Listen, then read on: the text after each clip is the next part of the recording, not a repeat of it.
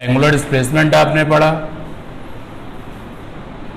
फिर आपने पढ़ा एंगुलर वेलोसिटी, ये आपने पढ़ा, इसको आपने ओमेगा से लिखा। फिर आपने पढ़ा एंगुलर एक्सेलरेशन, एंगुलर एक्सेलरेशन, इसको आपने अल्फा से लिखा। ये तीन आपने टर्म पढ़े। टुडे इज 22, ठीक है। तो जो तीन टर्म ये आपने पढ़े हैं, तो क्वेश्चन लिखो भाई कॉपी में। जो क्वेश्चन हमें बोलना है वो हम बोल के आपको बताते हैं। लिखिए जल्दी से question.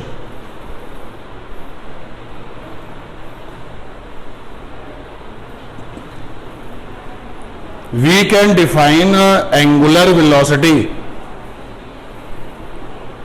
We can define angular velocity only in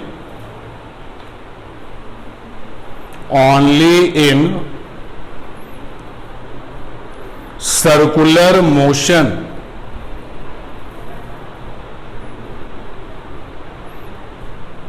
Only in circular motion.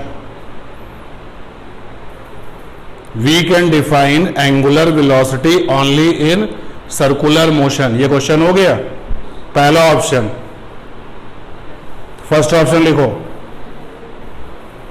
Given statement is true. Given statement is true. Second option, given statement is false.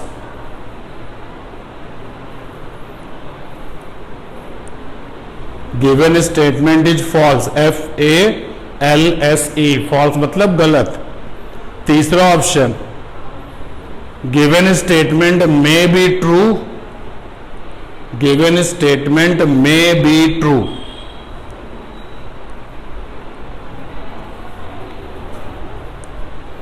Third option none. जल्दी से बताओ क्या सही है। बी। बी मीन्स आप बता रहे हो गिवन स्टेटमेंट इज फॉल्स। और बताइए, ये कह रहा है कि ये जो एंगुलर वेलोसिटी होती है ये केवल तभी देखने को मिलेगी जब सर्कुलर मोशन होगा, ये और कहीं नहीं मिलेगी। तो ये बात अगर सही है तो पहला ऑप्शन है, अगर ये बात गलत है तो सेकंड ऑप्शन है, और तीसरा स्टेटमेंट है कि सही हो सकता है। ये स्टेटमेंट जो दिया गया है ये सही हो सकता है। कौन सी बात सही है?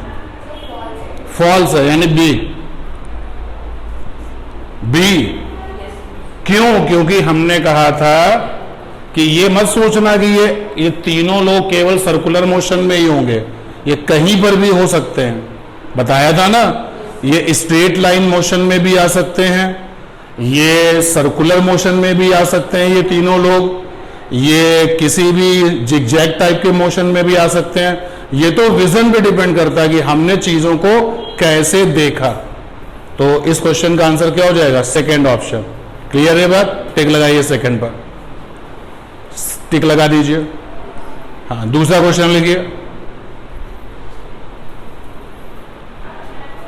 दूसरा क्वेश्चन लिखिए, डायरेक्शन ऑफ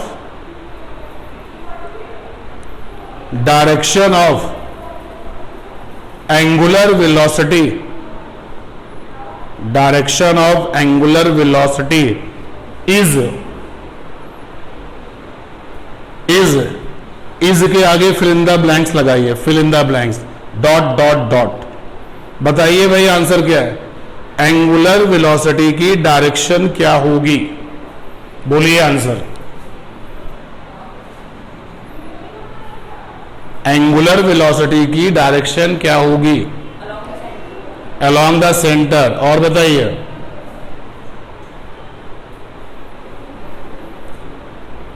देखिए आपने वेक्टर में पढ़ा था एक्सियल वेक्टर। अगर आपको डेफिनेशन याद हो तो अच्छी बात है, नहीं तो मैं एक्सियल वेक्टर के एग्जाम्पल बताता हूं। एक्सियल वेक्टर्स के एग्जाम्पल्स में था angular velocity. Angular velocity axial vector होती है। एंगुलर एक्सिलरेशन ये भी एक्सियल वेक्टर होता है। स्मॉल एंगुलर डिस्प्लेसमेंट ये भी एक्सियल वेक्टर होता है। तुमने अगर नहीं ध्यान दिया तो इस पर ध्यान देना। स्मॉल एंगुलर डिस्प्लेसमेंट ये भी एक्सियल वेक्टर में आता है। एंगुलर डिस्प्लेसमेंट वेक्टर नहीं है, लेकिन स्मॉल एंगुलर डिस्प्लेसमेंट वेक्टर है।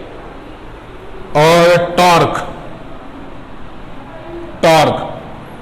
ये सारे के सारे लोग एक्सियल वेक्टर में आते हैं।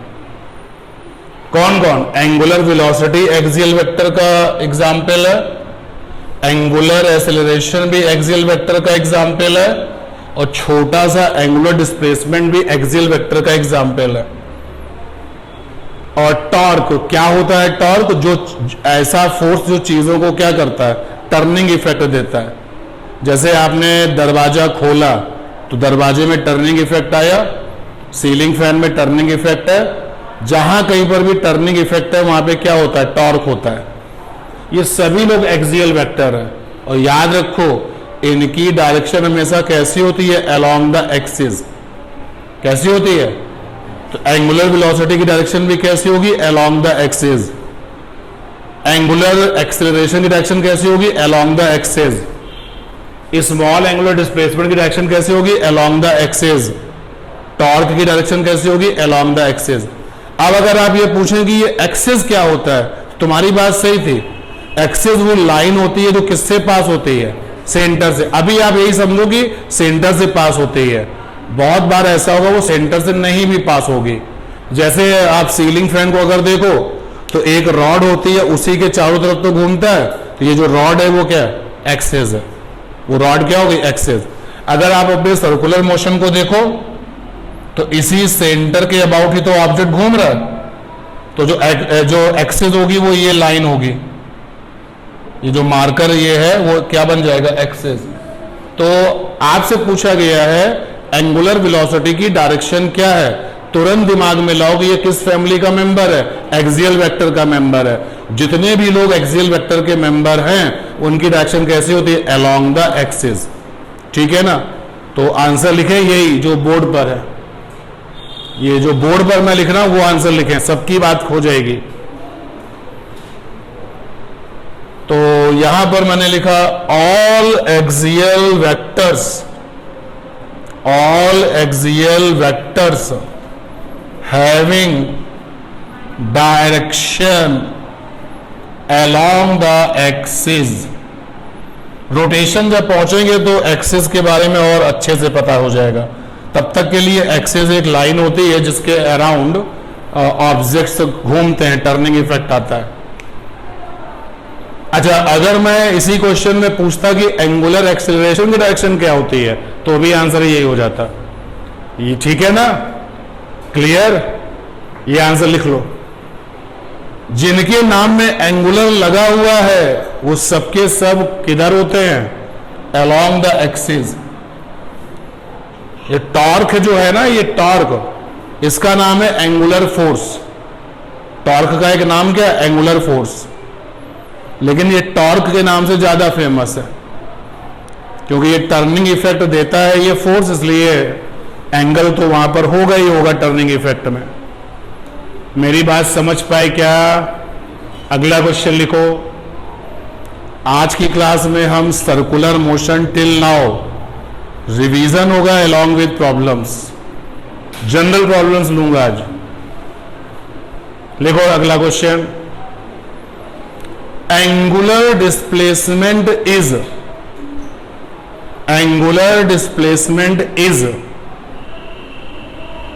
नेक्स्ट क्वेश्चन है angular displacement is.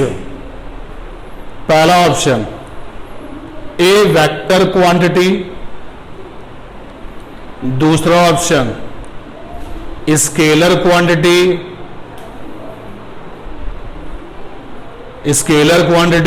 Third option vector और स्केलर क्वांटिटी,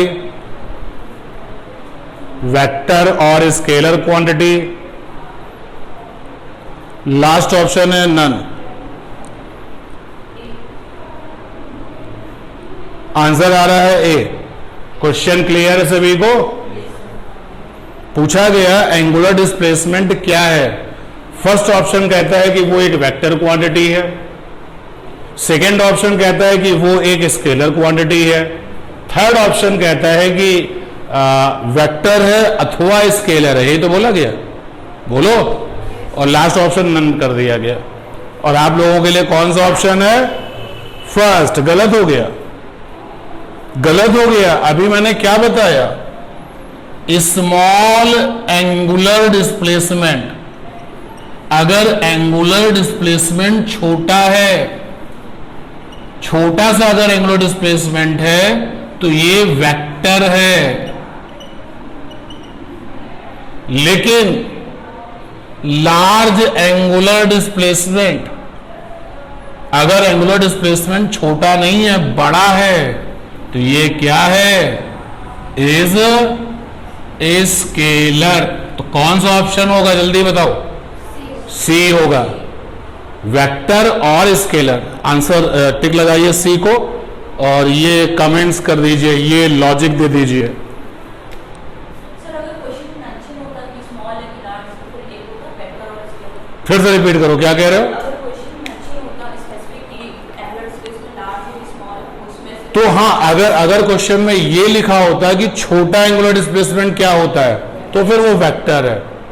और बड़ा एंगुलर डिस्प्लेसमेंट क्या होता है, तो वो स्केलर है। लेकिन क्वेश्चन में कुछ बताया नहीं गया, इसलिए किस पे टिक लगाएंगे? सी पर। और लॉजिक ये दे देंगे।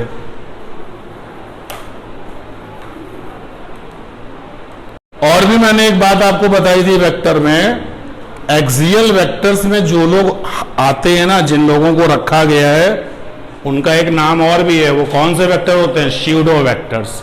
ठीक है? स्यूडो का मतलब क्या होता है? इमेजिनरी। ये रियल में नहीं है, इनको इमेजिन किया गया है। हटा दूं इस रिजल्ट को। तो हम लोगों ने एंगुलर डिस्प्लेसमेंट डेफिनेशन देखी थी, एंगुलर वेलोसिटी को पढ़ा था, एंगुलर एक्सेलरेशन को पढ़ा था, और ये सारी प्रॉब्लम उसी पर बेस्ड थी, छोटी छोटी प्रॉब्लम्स थी। कर लिया? पक्का? चलो भाई, नेक्स्ट क्वेश्चन आपके लिए। नेक्स्ट क्वेश्चन आपके लिए, एंगुलर वेलोसिटी ब्रैकेट में ओमेगा डैश टाइम ब्रैकेट में T given as question note करिए, क्वेश्चन नोट करिए। Omega is equal to 3t square minus 2t plus 5। Find angular acceleration.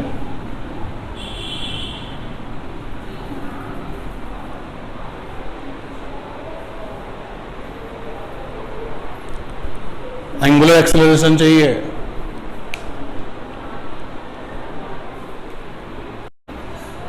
किसकी हिंट लेंगे? क्या सोचेंगे? किस तरीके से सोचेंगे? देखिए, वेलोसिटी टाइम इक्वेशन है, तो वेलोसिटी टाइम इक्वेशन अगर होती है तो एक्सेलरेशन कैसे निकलता था? एक्सेलरेशन इज इक्वल टू होता था D D T of velocity. याद आया कैलकुलस वाले पार्ट में क्या बताया गया था कि वेलोसिटी टाइम इक्वेशन से एक्सेलरेशन निकालने का तरीका ये है। अब इस चैप्टर में आ जाइए। एक्सेलरेशन का नाम है एंगुलर वाला, तो अल्फा हो जाएगा।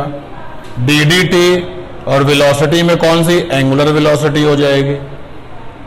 ठीक है? यहां से और आगे बढ़ो। Alpha is equal to D D T. Omega की वैल्यू कितनी है? 3t square minus 2t plus 5। तो अल्फा की वैल्यू आ जाएगी D D T 3t square minus का डी डी टी 2t और प्लस का डी डी टी 5। और जितना डिफ्रेंसिएशन पढ़ा है उतना सफिशिएंट है। सीधे इसको लिखता हूं, कितना आएगा? 60। और ये डिफ्रेंसिएशन के बाद आएगा -2। ये कितना आएगा? 0। तो अल्फा इज इक्वल टू हो गया 60 - 2। और आगे यूनिट क्या होगी? Radian upon second square. ये भी तो मैंने बता रखा है आपको कि यूनिट ऑफ एंगुलर डिस्प्लेसमेंट क्या है। एंगुलर डिस्प्लेसमेंट का यूनिट क्या होता है? अरे डिग्री में लिखना हो तो डिग्री में लिखो, आपकी मर्जी। रेडियन में लिखना हो तो रेडियन में लिखो, आपकी मर्जी। मिनट में लिखना है तो मिनट में लिखो, सेकंड में लिखना है तो सेकंड में लिखो। ये जो एंगल्स होते हैं ना, मिनट और सेकंड में भी होते हैं। लेकिन चलो आप केवल इतनी ही बात जानो कि एंगुलर डिस्प्लेसमेंट को अगर तुम्हें डिग्री में लिखना है तो डिग्री में लिखो, और रेडियन में लिखना है तो रेडियन में लिखो। ठीक, आगे देखते हैं next. Unit of angular velocity क्या थी? एंगुलर वेलोसिटी का यूनिट क्या था? तो रेडियन अपॉन सेकेंड, रेडियन पर सेकेंड। और ये भी मैंने बताया था, क्या बताया था कि जब एंगुलर डिस्प्लेसमेंट किसी अदर फिजिकल क्वांटिटी के साथ एंगेज हो, या लिखो रिलेट हो, तो angular displacement should be in radian. तो फिर आपके ऊपर ये प्रतिबंध है कि तो फिर उस केस में एंगुलर डिस्प्लेसमेंट किसमें लिखा जाएगा? देखो मेरे इसको, मैं अपने इस ब्रैकेट वाली बात को यहां बताता हूं इस क्वेश्चन में। Angular displacement is equal to 30 degree in time 10 second. Find angular velocity. Angular velocity omega चाहिए। अब आपके पास में ओमेगा निकालने का फंडा है D theta by D T, आपके पास में ओमेगा निकालने का फंडा है delta theta by delta T, और आपके पास में है थीटा बाई टी। 3 फंडे हैं, बोलो। ये तो लगेगा नहीं, क्यों नहीं लगेगा? डिफरेंशिएशन कब लगता है? जब वेरिएबल्स होते हैं। यहां पर तो एंगुलर डिस्प्लेसमेंट 30 डिग्री दिया नहीं, क्या दिया है? कांस्टेंट। तो ये तो लगेगा नहीं, तो या तो ये लगाओ या ये लगाओ, जो आपको लगता है। तो मैंने लिखा ओमेगा बराबर delta theta by delta T. ये क्या है? Angular displacement. और ये किसके साथ शामिल होने जा रहा है? टाइम के साथ। अकेला तो नहीं है ना, एंगुलर डिस्प्लेसमेंट के साथ कौन आ रहा है? वही यहां लिखा गया है कि जब एंगुलर डिस्प्लेसमेंट किसी अदर फिजिकल क्वांटिटी के साथ रिलेट हो, शामिल होने जा रहा है, तो फिर तुम्हारा एंगुलर डिस्प्लेसमेंट हमेशा किसमें होना चाहिए? तो यहां पर डेल्टा थीटा की वैल्यू 30 डिग्री तुमने अगर रख दी और नीचे तुमने टाइम लिखा 10 सेकेंड, गलत हो गया। अगर एंगुलर डिस्प्लेसमेंट अकेला है तो चाहे तुम उसको डिग्री में रखो या फिर किस में रखो? रेडियन में। लेकिन अगर ये किसी और के साथ शामिल होने जा रहा है, जैसे यहां पर ये किसके साथ जा रहा है? टाइम के साथ, तो इसको पहले किस में बना दो? रेडियन में। तो रेडियन पहले बनाओ जरा, इसको क्या बनेगा भाई? तो आपको पता है डिग्री वाली वैल्यू में अगर पाई बाय 180 से मल्टीप्लाई करें तो क्या बन जाता है? करके देखिए, रेडियन बराबर हो जाएगा डिग्री वाली वैल्यू और साथ में पाई बाय 180, तो कितना आ जाएगा? Pi by 6 radian. तो डेल्टा थीटा की वैल्यू होगी पाई बाय 6 रेडियन, और टाइम कितना है? 10 सेकेंड। कितना आ गया? Pi by 60। और एंगुलर वेलोसिटी का यूनिट होता है रेडियन पर सेकेंड। क्यों होता है देख लो, क्योंकि ये तुमने किस में लिया है? रेडियन में। ये किस में लिया है? तो ये ब्रैकेट हमारा समझ पा रहे हो क्या? अकेला एंगुलर डिस्प्लेसमेंट है, आपकी मर्जी डिग्री में लिखो, मिनट में लिखो, सेकंड में लिखो। एंगल्स आपके मिनट और सेकंड में भी मेजर किए जाते हैं। ठीक है ना, 1 डिग्री में 60 मिनट होते हैं, 1 degree is equal to 60 minutes. तो अभी आप उसको छोड़ो, तो अकेला अगर एंगुलर डिस्प्लेसमेंट है, डिग्री में चाहिए डिग्री में लिखना है डिग्री में लिखो, रेडियन में चाहिए तो रेडियन में लिखो। लेकिन अगर ये किसी के साथ इंगेज होने जा रहा है, शामिल होने जा रहा है किसी के साथ, तो फिर किस में होना चाहिए, रेडियन। और ये भी अपडेट किया जा चुका है आपको कि unit of angular acceleration, unit of angular acceleration क्या होता है, रेडियन अपॉन सेकेंड स्क्वायर। ठीक है, क्लियर ये बात। और ये क्वेश्चन भी हमने सॉल्व कर दिया, और ये ब्रैकेट की बात को बताने के लिए ये क्वेश्चन भी ले लिया। ठीक, और आगे बढ़ते हैं भाई रिवीजन में। तो जब आपको angular displacement, angular velocity, angular acceleration के बारे में बता दिया गया, तो इसके बाद में सर्कुलर मोशन की डेफिनेशन आई थी। आसान सी डेफिनेशन क्या होगी, सबसे सिंपल, जब मोशन सर्कुलर पाथ पर होता है तो ऐसे मोशन को क्या कहते हैं, सर्कुलर मोशन। सर्कुलर मोशन जब भी होगा तो एक फिक्स पॉइंट होगा जिसको सेंटर कहा जाता है, और मोशन करने वाली की जो फिक्स पॉइंट से डिस्टेंस होगी वो क्या बन जाएगी, रेडियस। जैसे आप देखिए इस डायग्राम में सर्कुलर मोशन हो रहा है, ये कोई ऑब्जेक्ट है, टाइम 0 पर यहां है, सर्कुलर मोशन करते हुए यहां पहुंचा, ये नई जगह उसकी है। फिर सर्कुलर मोशन करते हुए आगे बढ़ा, ये नई जगह है। ऐसे लगातार वो चलता चला जा रहा है, और ये फिक्स पॉइंट है, इसका नाम क्या हो गया, सेंटर। और मोशन करने वाले की यहां से जो डिस्टेंस है वो क्या बन गई, रेडियस। ठीक है, क्लियर है ये बात, याद है आपको ये बात। फिर हमने आपको ये बताया था कि अगर आप सेंटर पर किसी ऑब्जर्वर को बिठा देते हैं, ये देखिए सेंटर पर एक ऑब्जर्वर को बिठा दिया और इससे कहा कि जरा इसको देखो, तो पार्टिकल का नाम P है, पार्टिकल का नाम P है। इसने देखा तो रेडियल लाइन OP हो गई, और फिर dt टाइम के बाद पार्टिकल यहां पहुंच गया P डैश पर, dt टाइम के बाद तो रेडियल लाइन ये आ गई, नई वाली रेडियल लाइन OP डैश आ गई। तो ये क्या हो जाएगा, एंगुलर डिस्प्लेसमेंट। बोलो। और अगर तुमने किसी से कहा कि जरा तुम अलोंग द सर्कमफ्रेंस चलना, सर्कुलर मोशन ये है, तो आप जो है सर्कल के अलोंग चलो। तो मान लो कि एक ऑब्जर्वर यहां से यहां देखता है, यहां से यहां, तो वो बताएगा डिस्प्लेसमेंट कितना है, PP डैश।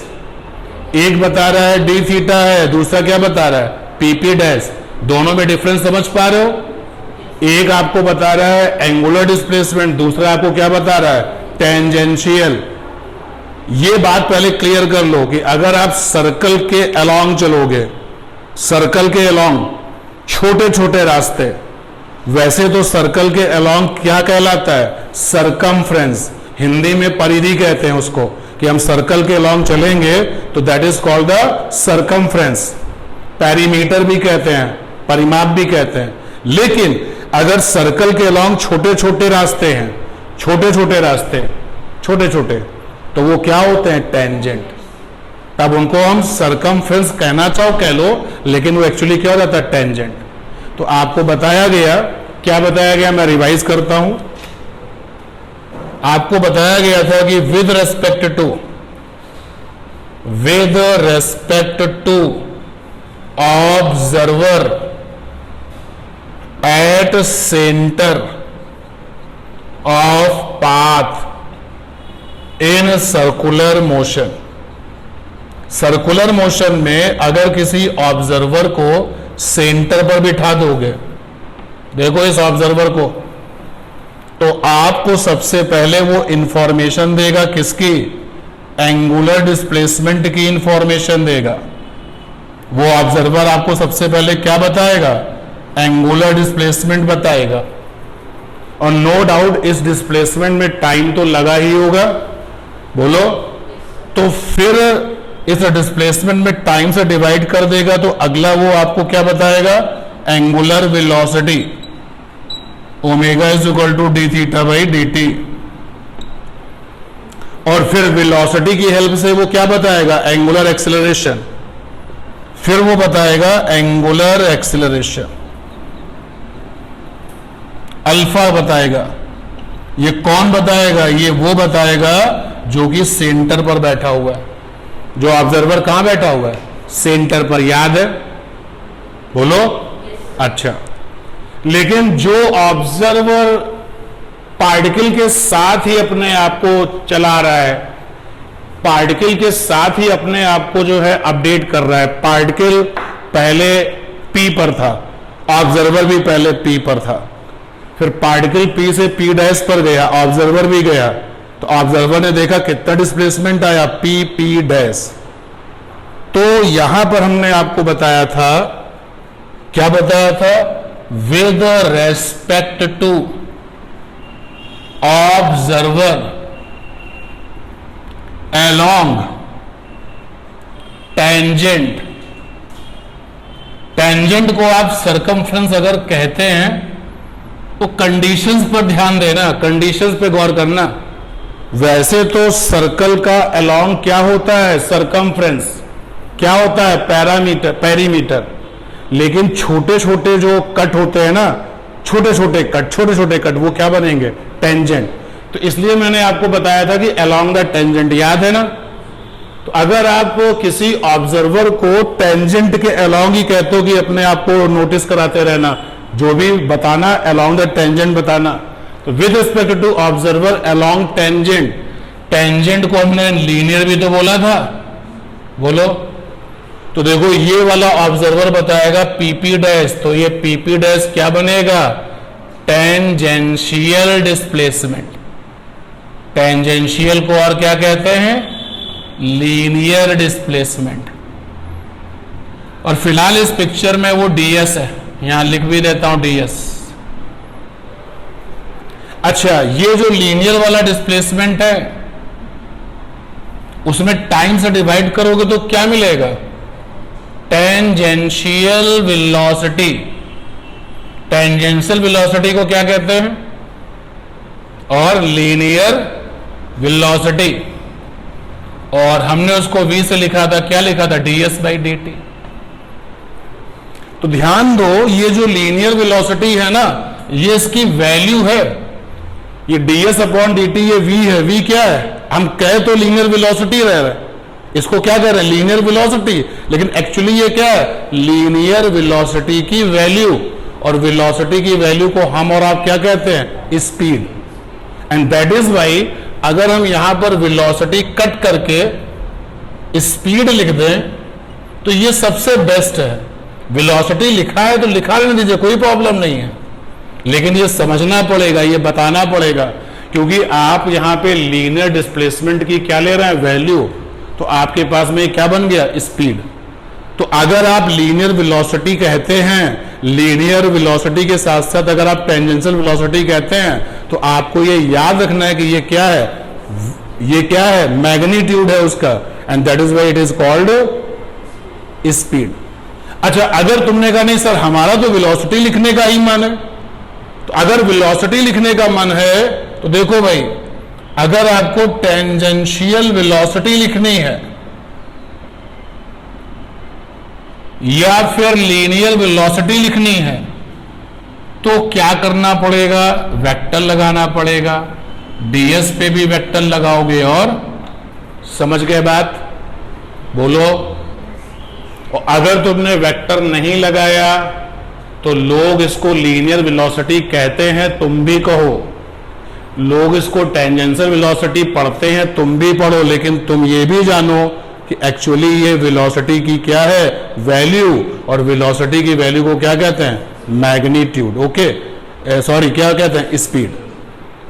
अच्छा, जब आपके पास में स्पीड होगा तो स्पीड में टाइम से डिवाइड कर दोगे तो क्या बन जाएगा, टेंजेंशियल एक्सीलरेशन। टेंजेंशियल एक्सीलरेशन को लीनियर एक्सीलरेशन भी कहा गया था, कहा जाता है, इसका सिंबल AT था, और AT कैसे मिलेगा? डी डी टी किसका? V का। मैं आपसे पूछता हूं ये V क्या है? तुमने कहा लीनियर वेलोसिटी। गलत। ये लीनियर वेलोसिटी की क्या है? वैल्यू, यानी क्या? स्पीड। क्या है ये? तो अगर हम इसको ऐसे लिख लें, ध्यान देना, किसी ने AT को ऐसे लिखा, AT बराबर होता है डी डी टी, और यहां पर लिखा टेंजेंशियल स्पीड सबसे बेस्ट है, सबसे बेस्ट है। डीडीटी टेंजेंशियल स्पीड को लीनियर स्पीड भी कहते हैं, ये बेस्ट है। अगर किसी ने ऐसे लिखा AT is equal to DDT और यहां पर लिखा लीनियर वेलोसिटी, तो गलत हो गया भाई, तो गलत हो गया। समझ पा रहे हो? टेंजेंशियल वाले एक्सेलरेशन में केवल और केवल हमें क्या लेनी होती है? मैग्नीट्यूड, और मैग्नीट्यूड को क्या कहते हैं? स्पीड। क्लियर? तो जो ऑब्जर्वर मोशन करने वाले के साथ साथ चलेगा वो हमें बताएगा टेंजेंशियल लीनियर डिस्प्लेसमेंट के बारे में, वो हमें बताएगा टेंजेंशियल लीनियर स्पीड के बारे में, वो हमें बताएगा टेंजेंशियल लीनियर एक्सेलरेशन के बारे में। फिर हमने तीनों के बीच में कनेक्शन किया था। कैसे किया था? जरा करके दिखाते हैं। एक रिलेशन आया था ds is equal to r d theta. देखो कैसे आया था, फंडा लगाया, angle is equal to arc length upon radius, ये फंडा लगाया। कितना एंगल बना है? डी थीटा बना है। सामने वाली आर्क लेंथ कितनी है? ds है, और हमने रेडियस कितनी ली है? r। तो ds is equal to r d theta. हो गया प्रूफ? ठीक है। दोनों तरफ टाइम से डिवाइड कर दो भाई, इधर भी इधर भी। तो ds के साथ dt और d थीटा के साथ dt। देखो ds बाई dt क्या हो गया? Linear speed. अगर आप लीनियर वेलोसिटी कहते हो तो बी केयरफुल अबाउट इट, ये वेलोसिटी की वो क्या है? वैल्यू। तो ये बन गया v, और d थीटा अपॉन dt क्या है भैया? ओमेगा है, ये ओमेगा आ गया। v is equal to r omega. अगर हम इसको वेक्टर में लिखें, भाई v पर आप वेक्टर लगाना चाहते हो तो वेक्टर में ऐसे लिखा जाता है ओमेगा क्रॉस r। क्यों लिखा जाता है ये बाद में बात कर लेंगे चैप्टर में। देखो ये क्या है? वैल्यू। ये क्या है? ये भी क्या है? वैल्यू। और ये भी क्या है? लेकिन अगर तुमने यहां पर वेक्टर लगाया, तो अगर तुमने वेक्टर लगाया तो फिर ये हो गया linear velocity vector, angular velocity vector, और ये क्या हो गया? Radius vector. अरे बेटा जी ये रेडियस वेक्टर बन जाएगा ना उस समय, जो रेडियल लाइन है वो किस में बदल जाएगी? Radius vector. ठीक है। फिर ये रिजल्ट आ गया v is equal to r omega. फिर से एक बार डिफ्रेंशिएट कर लें, और जब आप एक बार फिर से डिफ्रेंशिएट करेंगे तो देखो क्या बन जाएगा, क्या बन जाएगा? यहीं पर रखते हैं इसको। तो डी डी टी वी का और D D T R omega का। कोई समस्या? कोई समस्या? कोई समस्या नहीं। आगे बढ़ते हैं। लेफ्ट हैंड साइड वैसे लिखा dv बाई डी टी। लगाइए अपना कॉमन सेंस। r तो समय के साथ बदलेगा नहीं, क्या रेडियस बदल जाएगी? नहीं बदल जाएगी। तो r बाहर आ गया, d omega by D T. और आगे गए, देखो dv अपॉन डी टी क्या है? at है। तो dv अपॉन डी टी की जगह पर at लिख दिया, r, और d omega by D T की जगह पे क्या है? अल्फा। तो at बराबर क्या हो गया? r alpha. अगर वेक्टर लगा के लिखने का माना है आपका, इसी को वेक्टर लगा के तो ऐसे लिखा जाता है at is equal to alpha cross r। ये भी डायरेक्टली आप देखो कैसे होता है, मतलब अल्फा पहले क्यों आएगा, r बाद में क्यों आएगा, दोनों के बीच में क्रॉस ही क्यों लगेगा। इसका तो देखो आंसर अभी भी दे सकता हूं कि दोनों के बीच में देखो ओमेगा पर वेक्टर लगाया और r पर भी वेक्टर लगाया, तो तो इनके प्रोडक्ट से, इनके मल्टीप्लिकेशन से क्या आ रहा है, वेक्टर आ रहा है। तो अगर वेक्टर आ रहा है तो बीच में साइन कौन सा लगेगा, क्रॉस ही लगेगा, डॉट तो लग नहीं सकता। अब केवल अगर आपके दिमाग में ये आता है कि ओमेगा पहले क्यों है, आर बाद में क्यों है, थोड़ा सा इंतजार करिए। यहाँ AT is equal to r alpha है, आर पर वेक्टर लगाया, अल्फा पर वेक्टर लगाया, दोनों के मल्टीप्लिकेशन से क्या आ रहा है, वेक्टर आ रहा है। अगर वेक्टर आ रहा है तो डेफिनेटली दोनों के बीच में क्या लगेगा, क्रॉस लगेगा। अब अल्फा पहले क्यों आता है, आर बाद में क्यों आता है, वो हम अगले, हाँ अगर आर आपको IJK में दिया हुआ है तो वही सिंपल जो क्रॉस प्रोडक्ट रूल है। ठीक है, ये सारे टर्म्स हो गए। और फिर इसके बाद चक्करों के केस में omega is equal to 2 pi by capital T और 2 पाई F। इतना ही तो काम किया है, कुछ छूटा तो नहीं छूटा। तो पहला क्वेश्चन जरा सुनिए भाई, फर्स्ट क्वेश्चन सुनिए क्या है। फर्स्ट क्वेश्चन सुनिए और मतलब की चीजें नोट करते रहिएगा। A particle is revolved on a horizontal circular path of radius 2 metre with uniform velocity.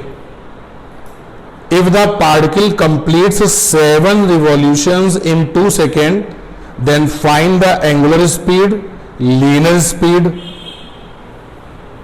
और आगे भी उन्होंने कुछ पूछा लेकिन अभी हमने वो बताया नहीं है, पढ़ाया नहीं है। उन्होंने आगे सेंट्रीपिटल एक्सेलरेशन भी पूछा है बट वो अभी हमने पढ़ाया नहीं। लेकिन दो चीजें आप देखिए, a particle revolved on a horizontal circular path of radius 2 metre. तो जो रेडियस है वो 2 मीटर है, रेडियस माने r, रिवॉल्व माने चक्कर लगा रहा है, 2 मीटर के रास्ते पर वो चक्कर लगा रहा है। पार्टिकल कंप्लीट 7 रिवॉल्यूशंस इन 2 सेकेंड। पार्टिकल जो है ना वो 2 सेकेंड में 7 चक्कर लगा लेता है। रिवॉल्यूशंस का मतलब है चक्कर, 2 सेकंड में 7 चक्कर लगाता है। तो क्वेश्चन का पहला पार्ट है एंगुलर स्पीड चाहिए, ओमेगा चाहिए, हमें एंगुलर स्पीड चाहिए जिसको कि हम ओमेगा से लिखते हैं वो चाहिए, हमें लीनियर स्पीड चाहिए, लीनियर स्पीड को क्या कहते हैं, टेंजेंशियल स्पीड, v चाहिए। और एक तीसरी चीज उसने और पूछी है सेंट्रीपिटल एक्सेलरेशन, बट हम उसको ड्रॉप कर रहे हैं क्योंकि अभी हमने उसको नहीं पढ़ा है। चलिए क्वेश्चन है आपके लिए। क्वेश्चन मैंने 2 बार पढ़ा, आपने सुना देखा, अब क्वेश्चन का आंसर दे दीजिए भाई।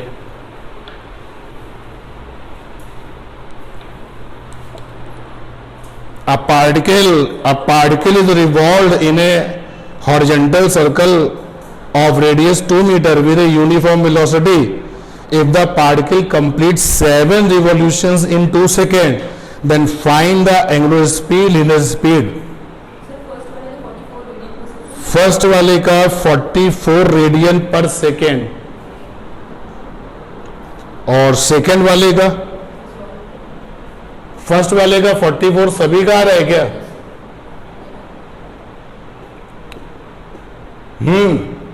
अच्छा बाकी लोग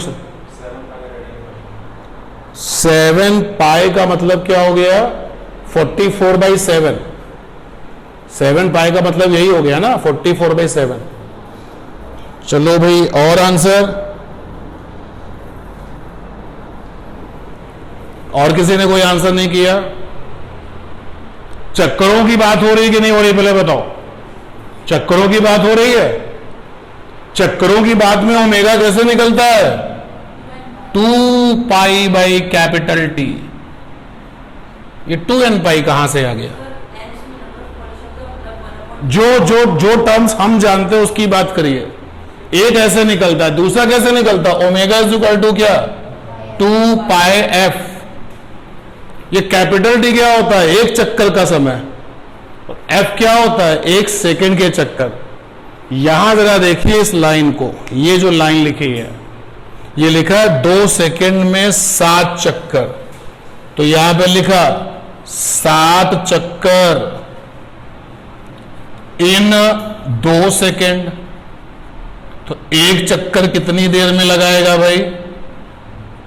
2/7 सेकेंड आएगा। और इसी एक चक्कर के समय को हम कैपिटल टी कहते हैं कि नहीं कहते हैं? बोलो, रखो यहां पर कैपिटल टी की वैल्यू 2 पाई, और कैपिटल टी की वैल्यू कितनी आई है? 2/7। तो ये 2 से 2 कट गया, रिजल्ट क्या आ गया? 7 पाई। और पाई की वैल्यू कितनी होती है? 22/7। तो 44 कहां से आएगा? 44 कहां से आया? और सुनो, ओमेगा का जो यूनिट है वो क्या है? रेडियन पर सेकेंड। आंसर मिलाया मैंने कैपिटल टी निकाला है। अब देखो इससे करते हैं ये क्या होता है? 1 सेकेंड के चक्कर। तो 2 सेकेंड में चक्कर है 2 सेकेंड इन 2 सेकेंड 7 चक्कर है। तो 1 सेकेंड में कितने चक्कर होंगे भाई? 7/2 चक्कर। और 1 सेकेंड के चक्कर क्या होते हैं? फ्रीक्वेंसी होता है। तो omega is equal to 2 pi. F की वैल्यू कितनी आ रही है? 7/2। 2 से 2 कट गया, अभी भी 7 पाई आया। और 7 पाई की वैल्यू कितनी है? 22/7। तो कितना आ गया? 22। ओमेगा का यूनिट है रेडियन पर सेकेंड। क्या करते हो? ये तो सिंपलेस्ट क्वेश्चन है भाई। उसमें भी 44 और पता नहीं क्या क्या। तुम्हारा भी 7 पाई कहां आ रहा है? तुमने 7 पाई बताया था क्या? 44/7। चले जो भी बताता, 7 पाई तो सही है। ठीक है, तब तो सही है। लीनियर स्पीड कैसे निकलेगी भाई? तो v इज इक्वल टू कैसे निकलता है? ds/dt से निकलता है। v is equal to r omega से भी तो निकलता है। r माने रेडियस कितना दिया हुआ है? 2। और ओमेगा कितना निकला है? 22। कितना आ गया? 44 लीनियर स्पीड मीटर पर सेकेंड। तो एक क्वेश्चन और करते हैं, फिर आगे के जो रिजल्ट्स हैं वो देखते हैं। Object is moving with angular speed omega with respect WRT, मतलब with respect to centre. Then find omega angular speed with respect to point P which is diametrically opposite on circumference। ये तुमने लिखा है क्या अभी इसको? तो ओरिजिनल जहां पर हो उसको भी वो वाली पिक भी भेज देना, नोट्स का। अच्छा, तो क्वेश्चन में क्या है, मैं क्वेश्चन दोबारा पढ़ रहा हूं लेकिन साथ साथ डायग्राम भी बनाना चाहता हूं। ये क्वेश्चन कम, कॉन्सेप्ट ज्यादा है। एक सर्कुलर मोशन हो रहा है, होने दीजिए। एक सर्कुलर मोशन हो रहा है, होने दीजिए। तो देखिए एक बढ़िया कॉन्सेप्ट है। यहां पर एक सर्कुलर मोशन हो रहा है, ये सेंटर बना दिया और मोशन करने वाला पार्ट के लिए हो गया। ठीक, और एक पॉइंट हमने ये ले लिया, यहां पर हम बैठ गए, इस पॉइंट पर हम बैठ गए, लिख दिया हम। इस पॉइंट का नाम ए है। यहां पर आपको बिठा दिया, आपको बिठा दिया, सेंटर पर आपको बिठा दिया। दोनों लोग अपना अपना ओमेगा बताएंगे। काम क्या दिया गया है? दोनों लोग अपना अपना ओमेगा बताएंगे। मैं कहां पर बैठा हूं? सरकमफ्रेंस पर। आप कहां पर बैठे हो? सेंटर पर। तो मेरे ओमेगा का नाम क्या होगा? With respect to circumference. और आपके ओमेगा का नाम क्या होगा? With respect to centre. यही होगा ना। मोशन करने वाला पार्टिकल टाइम 0 पर यहां है। यहां तक की बात क्लियर है कि एक सर्कुलर मोशन हो रहा है और हमने एक ऑब्जर्वर को सेट कर दिया है सेंटर पर और एक ऑब्जर्वर को कहां सेट कर दिया है? सरकमफ्रेंस पर। और दोनों से कहा है कि ओमेगा बताइए। तो देखिएगा पार्टिकल t बराबर 0 पर यहां है। कुछ समय बाद वो यहां से यहां पहुंचा, नई जगह का नाम है P डैश। तो वो यहां पहुंचा, तो ध्यान देना, गौर करना भाई। ओ के लिए, फॉर ओ, तुम्हें ओ दिखाई दिया, ये देखो ये ओ, यानी कि आपके लिए, आप यहां बैठे हो, तो पहली वाली रेडियल लाइन कौन सी है? इनिशियल रेडियल लाइन कौन सी है? ओपी, है कि नहीं? और जब पार्टिकल टी समय बाद यहां पहुंच गया, तो अब रेडियल लाइन कौन सी है? OP dash. तो फाइनल वाली रेडियल लाइन कौन सी है? OP dash. तो पुरानी वाली रेडियल लाइन इनिशियल, फाइनल वाली रेडियल लाइन फाइनल, इनके बीच में जो एंगल बनता है उसको क्या कहते हैं? Angular displacement. तो ओ ने बताया कि एंगुलर डिस्प्लेसमेंट कितना है? थीटा है। समझ पाए बात को? और जब ये पार्टिकल यहां से यहां गया तो टी समय लिया है, तो इन टाइम टी, ये सारा काम टी समय में हुआ है। इतनी बात समझ पाए? तो भाई ये एंगुलर डिस्प्लेसमेंट है, ये टाइम है, दोनों को डिवाइड कर लो, थीटा बाई टी। तो ये हो गया एंगुलर वेलोसिटी। किसने बताई? ओ ने बताई। ओ ने जो एंगुलर वेलोसिटी बताई है उसका वैल्यू कितना आया? Theta by T. क्लियर है ये बात? चलो जरा इनसे बात करते हैं, इस वाले ऑब्जर्वर से। For capital A, capital A पर बैठे हुए ऑब्जर्वर से पूछा तुम अपनी रेडियल लाइन बताओ, तो इनिशियल रेडियल लाइन क्या है? ए वाले ऑब्जर्वर से पूछो तो बताएगा इनिशियल वाली रेडियल लाइन कौन सी है? एपी, सॉरी कौन सी है? एपी है कि नहीं? देख लो, एपी है। और बाद में जो रेडियल लाइन है वो क्या हो गई है? AP dash. तो बाद वाली जो रेडियल लाइन है वो क्या हो गई है? AP dash, AP dash. और रेडियल लाइन के बीच में जो एंगल बनता है वो क्या बनता है? Angular displacement. तो भैया एपी ये है और एपी डैश ये है, तो ये क्या बना? Angular displacement. क्या बना? मैंने मान लिया वो फाई है, तो ए के लिए एंगुलर डिस्प्लेसमेंट फाई है, हाई है ना? और कितने समय में हुआ है? ये टी समय में हुआ है, टाइम वही लगा है टी। बोलो, टाइम टी है ये। तो भैया एंगुलर वेलोसिटी क्या होगी? डिस्प्लेसमेंट में टाइम से डिवाइड कर दो। ये एंगुलर वेलोसिटी किसने बताई है? ए ने। सेंटर वाले ने बताई है थीटा बाई टी, और सरकमफ्रेंस पर बैठा हुआ है उसने क्या बताई है? Phi upon t. क्लियर ही बात? अब थोड़ा ज्योमेट्री कर लिया जाए। हमारा ये कहना है कि in triangle A O P dash, अलग से देखो, ये ए है, ये ओ है और ये पी डैश है। ये वाला एंगल फाई है, ये वाला एंगल थीटा है? तो भाई ये भी तो फाई होगा। क्यों? कौन सा फंडा? बराबर साइड्स के आमने सामने के एंगल क्या होते हैं? बराबर। देखो ओपी, सॉरी ओ ए बराबर है ओपी डैश। यार ओ ए रेडियस है, ओपी डैश भी रेडियस है। तो अगर साइड्स बराबर हैं तो ये एंगल और ये एंगल भी तो बराबर होंगे।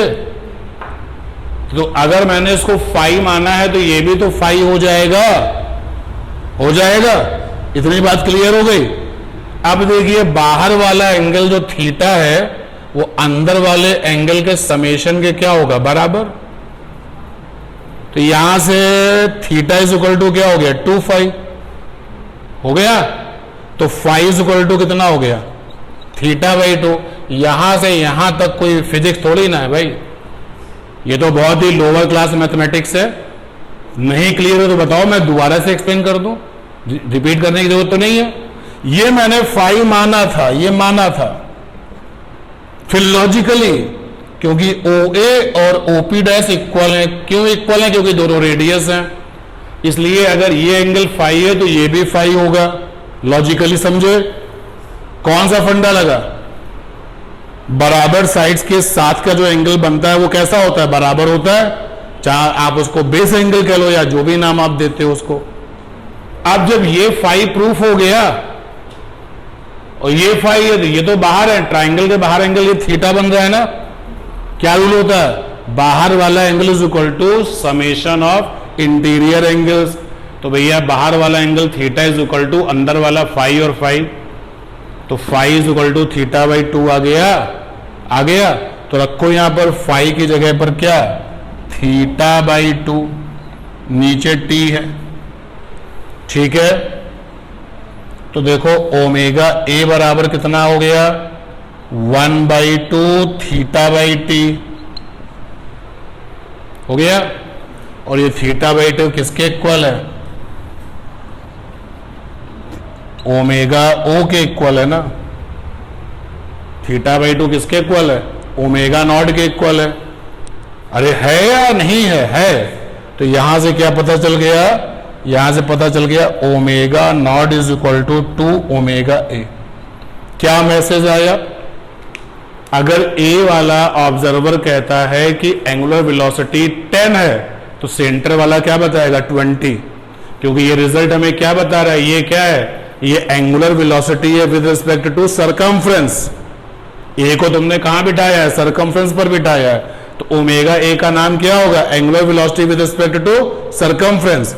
और ओमेगा नॉट को क्या बोलेंगे? Angular velocity with respect to centre. तो सरकमफ्रेंस के रिस्पेक्ट में अगर एंगुलर वेलोसिटी 10 है तो सेंटर रिस्पेक्ट में क्या हो जाएगी? 20। अगर ये 5 है तो ये क्या हो जाएगी? 10। ये प्रूफ हो गया। यही क्वेश्चन था वो। समझे कि नहीं समझे? पक्का? कौन सी थ्योरम जरा बताइए? फिर से रिपीट करो। कौन सा?